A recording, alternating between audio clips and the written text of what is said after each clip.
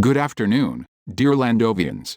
Good afternoon, cabinet members, secretaries, government officials, local officials, and to all. I would like first to thank all the people here in Sonoma City to prepare and conduct my presidential national state address. My brother Mayor Stalin Limson for being one with our event. Without further ado, we will begin my speech on what's happening in our country in the past 6 months. We struck major beginnings in our new term in the national elections. Together with my partner Vice President Pete Ganner have talked about what we will do in the next 6 months. First of all, for the last 4 months, we battled the coronavirus as we have wished. We have freed Landova from coronavirus, and we haven't seen any new cases in the past 4 months. And that is good to hear.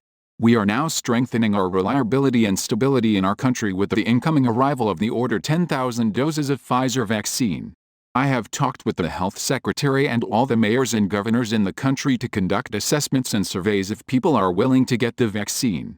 We have found out that there are fewer people with vaccine hesitancy, which is great news if we want to achieve herd immunity.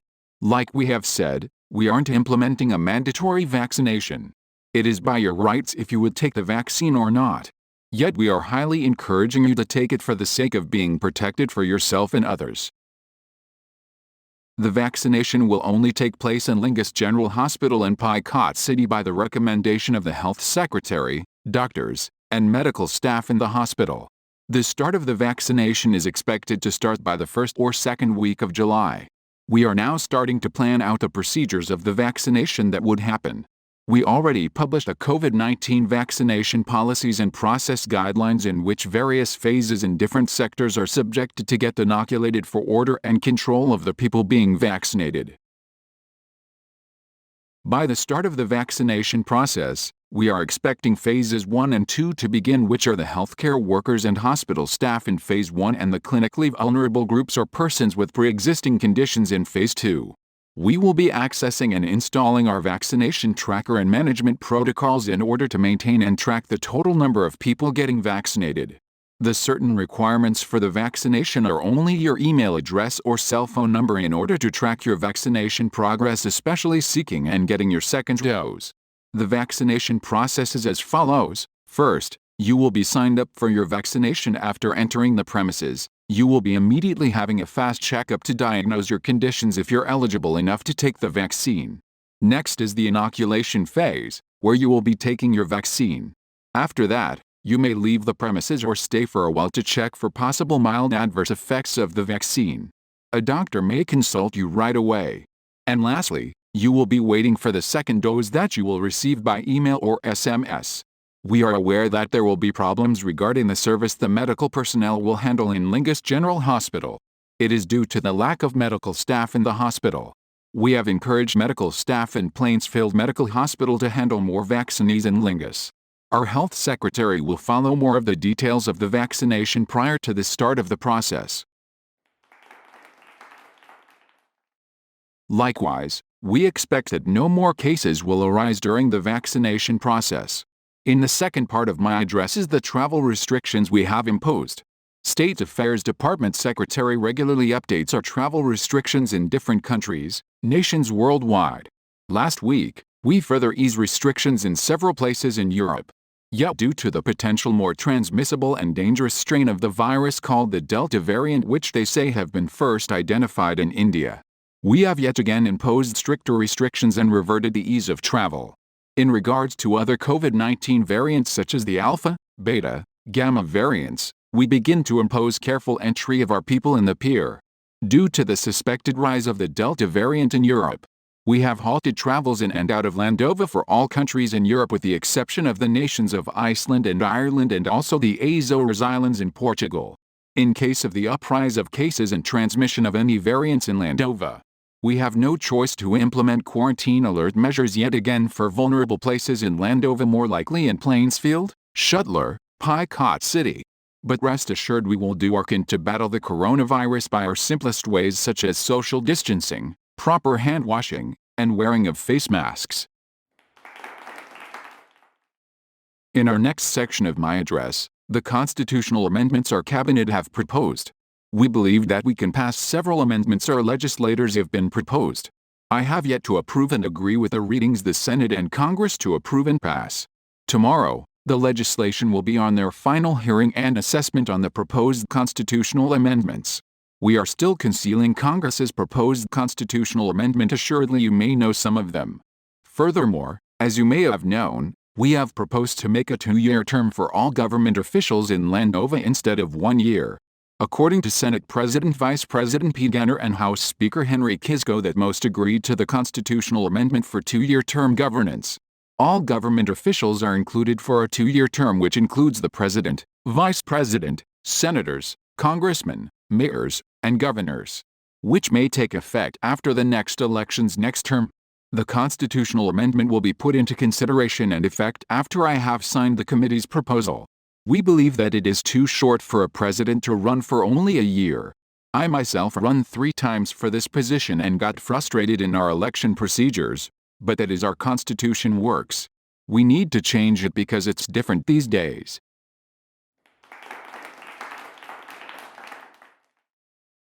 We have been hoping last year that we can bring progression to our nation in the industrial sector, but we have made commitments to create the municipality of Two-Door to be the leading and first ever industrial park in the whole nation. We fought in our plannings and strategic actions to make the municipality work out. We do indeed made progression, but not what we are expecting. Two-Door Industrial Park didn't make it to this year. Despite all our efforts, we might be halting and be temporarily closing the whole municipality of Two-Door until we have abided a plan and measures for the planning of the whole municipality. The closure will take place on July 1st. That will also include the port of Two-Door. Construction works of the port railways will still continue up to Picot City. For that, we're sure have made progress even though we didn't create this unexpected outcome of Two-Door. Furthermore, I would like to take rigorous and thorough considerations of the proposed nuclear power plant of the municipality. I, myself, can't even decide if we should build it or not. I have talked to the Urban Planning and Development Department to plan out the expected outcome of the power plant. If we are sure that we are capable to handle the power plant, considering that it takes major risks for our whole nation and even for our environment. Until we have made agreements for the proposals, we can't start construction on the power plant and the whole industrial park. You know, a nuclear power plant can cut electricity bills and can keep up power for a long time. The nuclear power plant that our urban developers and our various cabinet secretaries here said that it will take some time to resolve the proposals. This might be the toughest and critical risky project we might make. As for the industrial park, I don't know why it's taking too long to plan out. A whole year none of us showed to present a concept zoning of the municipality. But I hope, by the end of my term, there is huge progress that will be made in Two-Door.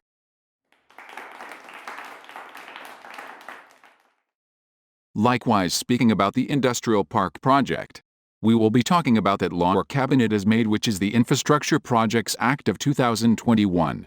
An act in which project managers, urban developers, architects can easily manage and plan out our country in our villages, municipalities, and cities.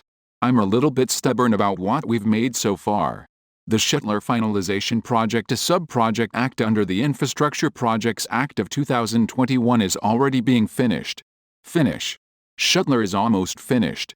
Our biggest concerns are the Picot City and Commerce Valley Terraces Village. CVTV Mayor Nimbo Sopia recommended to include the village of Commerce Valley Terraces in the Infrastructure Projects Act. The legislature and the executive branch agreed to the mayor's recommendation. Given the fact that Commerce Valley Terraces Village was been deserted for a long time since its foundation, it's time to make it commercial and running.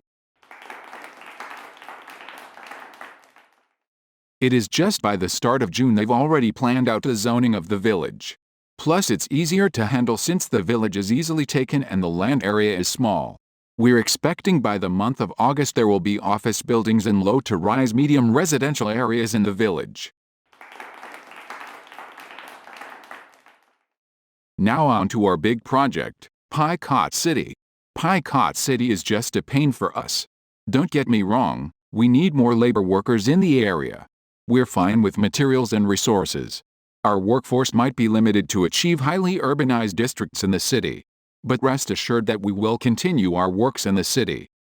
The roads from Rotterdam to Lingus have already been built, which is a good start.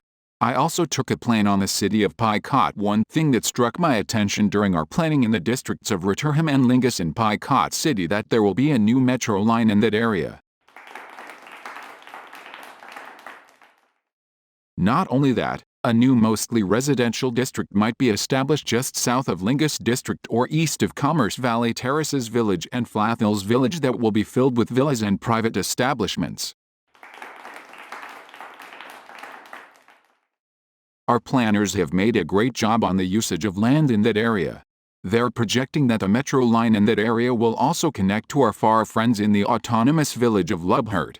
I am glad that they made that happen as fast as we could. Yet that's just plans, we haven't approved it yet. Rest assured it is most likely that we will approve these kinds of projects for the economic potential growth of our country. Speaking of these plans in our cities, we noted that we will be also renovating and expanding our primary villages in the province of Ye Olde Terrestrial. Our founding center of the Landovian people made far and expanded more to reach further growth for our nation. Former Mayor Georgina of Old Massa Village told to me personally that their village can improve gradually with the cooperation of Mayor Marco Fuentes of Flathills and Frostley Village to expand and renovate their villages while maintaining the roots of our nation. Flathills and Frostley have more to expand and to build. But due to the lack of budget and lack of planning, nothing has been made in both villages. I took note of the village's conditions that people are fleeing out into our urban areas, making the citizens of the villages left out terribly, which our agricultural sector in Flathills Village might flunk up high to nowhere. Vice President P. Ganner said that he will come to the province of Ye Olde Terrestrial to see what our people need. Luckily, under the Infrastructure Projects Act of 2021, we can easily plan out a zoning of the villages which may take before August and may take effect by August itself. Furthermore, I have no information yet if that will be happening sometime sooner. We're seeking though some new things in the villages, municipalities, and cities as well. Now, for the final section of my address. I would like to early announce my thoughts and opinions in the next elections. I might run again for president for the 4th term next year with a 2-year term election amendment. But I am not certain if I would be keeping up my office until the end of my term. Likewise, it's getting hefty for my job. Consequently, our problems we're having, like the coronavirus pandemic. It has been getting to a point that we've made huge progress for the past 2, 3, 4 years of our country.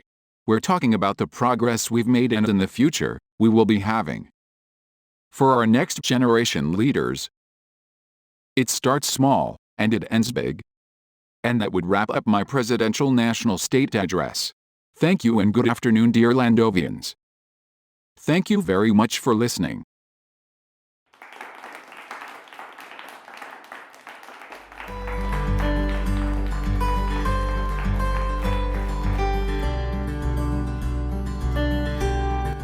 And that was President Limson's presidential national state address for this year.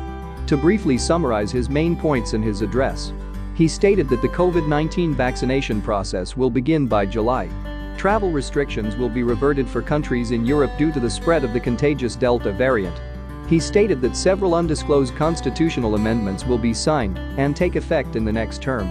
He also stated that the municipality of Two-Door will be closed indefinitely starting July 1st until the planning and construction starts. He also stated that there will be a new metro line and a new district in Picot City. He stated that the province of Ye Olde Terrestrial is in need to expand and build more, maintaining the country's roots.